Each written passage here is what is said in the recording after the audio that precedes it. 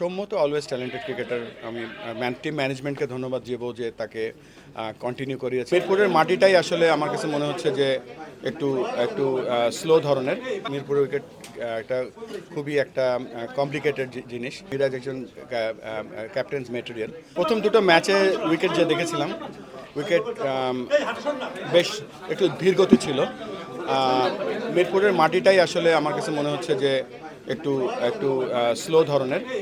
এর আগে দেখতে পেয়েছিলাম যে এই মাঠটা এই উইকেটটাতে আরও সচল করার জন্য বা পেস জেনারেট করার জন্য কিছু মরা ঘাস দেওয়া হতো। তো এবার মরা ঘাস না দিয়ে যে এক্সপেরিমেন্টটা করেছিল সেটা দেখলাম যে উইকেটের গতিটা বেশ স্লো ছিল। আজকে যেটা মনে হচ্ছে যে উইকেটটা বেশ শুকনো ছিল এবং ময়েশ্চার কম ছিল।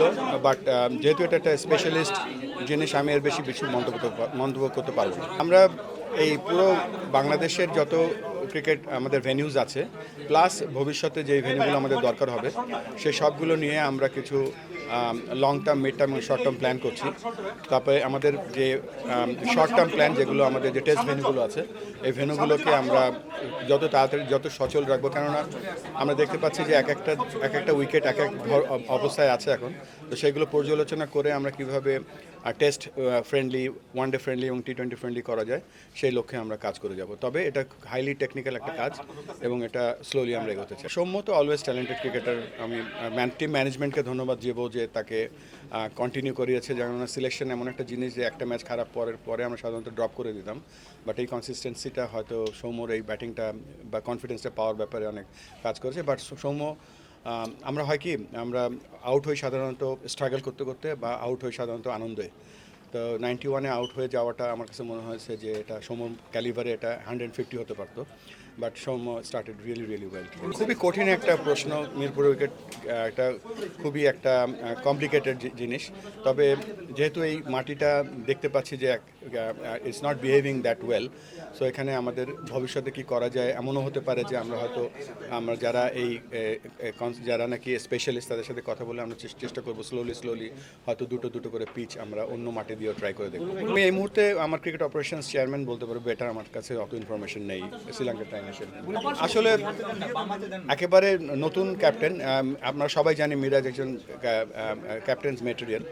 সো ওকে একটু সময় দিতে হবে এবং খেলায় তো জয় পরাজয় থাকবেই। বাট এটাও ঠিক যে একটা ক্যাপ্টেনের ম্যাচিউরিটি দেখা যায়, বোঝা যায়, তার মধ্যে সেই পোটেনশিয়ালটা আছে। আর টেস্ট ক্রিকেটের ক্যাপ্টেন্সিটা আমরা যেটা পলিসি নিয়েছি সেটা হচ্ছে যে আমরা কয়েকজনের সাথে কথা বলবো। বোর্ডের পক্ষ থেকে ক্রিকেট অপারেশনস কথা বলবে, যারা সিলেক্টর আছে তারা কথা বলবে, এবং যারা কোচিং স্টাফ আছেন টপ, তারা কথা বলে যেই ক্যাপ্টেনটা তারা মনে করবে যে সুইটেবল, শুধু না, যে ক্যাপ্টেন হবে তাকেও এগ্রি করতে হবে, এবং তারপরে সবাই মিলে বসে সিদ্ধান্ত নেওয়া হবে। আমরা 3-4 জন নিয়েই কথা বলবো, তারপরে ডিপেন্ড করবে সেই যে প্রবেবল ক্যাপ্টেনের ইচ্ছা এবং তার যে ক্যালিবারগুলো আছে সেগুলো একটা বেঞ্চমার্কে যদি মিট করে, অবশ্যই আমরা খুব তাড়াতাড়ি জানিয়ে দেবো who will be the next test captain. Batting তো আজকে খেলাটা এখনও চলছে, একটা সিরিজ বাকি আছে এখনও। সো ব্যাটিং কোচ, যেহেতু আমরা 3টা ফরম্যাটে খেলি এবং আপনি জানেন যে 3টা ফরম্যাটে 3 ধরনের ব্যাটিং স্টাইল দরকার হয়, হয়তো একটা কোচ দিয়ে সবগুলো স্টাইল হয়তো পুরো পরিপূর্ণ হয় না। তো সেই ব্যাপারে আমরা চিন্তা ভাবনা করছি। বিপিএলের আমরা 28 তারিখের জন্য ওয়েট করছি। ইউআই জন্য যখন খুলবো তারপরে বলতে পারবো। তবে আমরা আমাদের ঘরোয়া যে প্রিপারেশনগুলো আছে, আমাদের মেম্বার সেক্রেটারি মিঠু ভাই এবং আমাদের যে ফুল টিমটা আছে, they are working day and night, চেষ্টা করছে। যেহেতু আমাদের জানেন যে মাহবুব ভাই ছিলেন এখানে, মাহবুব ভাই কিছু কাজ করে গিয়েছেন, এখন মাহবুব ভাই অ্যাভেলেবেল নেই।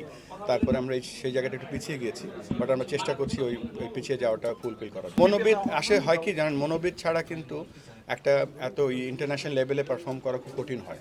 সো আমরা চেষ্টা করছি যে একজন মনোবিদ শুধু নিয়োগ করব না, আমরা এমন একটা মনোবিদ নিয়ে চেষ্টা করবো সে যেন আমাদের দেশীয় মনোবিদ ওইখানে কিছু তৈরি করতে পারি, সো দ্যাট আমাদের বিভিন্ন টিমে আমাদের মনোবিদ লাগবে। আদারওয়াইজ এই হাই পারফরমেন্স করতে হলে you have to do something different. এখন কোনো হার্ড আর ফার্স্ট রুল নেই যে 3টা ক্যাপ্টেনই হতে হবে। তবে এর আগে যখন আমরা আলোচনা করেছিলাম যে 3 ফরম্যাটে 3টা ক্যাপ্টেন হলে সুবিধা কি অসুবিধা কি, অসুবিধা থেকে সুবিধাটাই বেশি, আমরা সেটাও প্রেফার করব।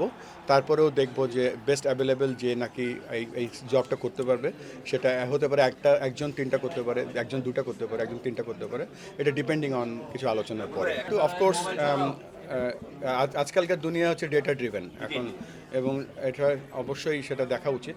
তবে wicket situation team, combination of টিমও অনেক সময় সেটা নির্ভর করে অনেক কিছুর উপরে।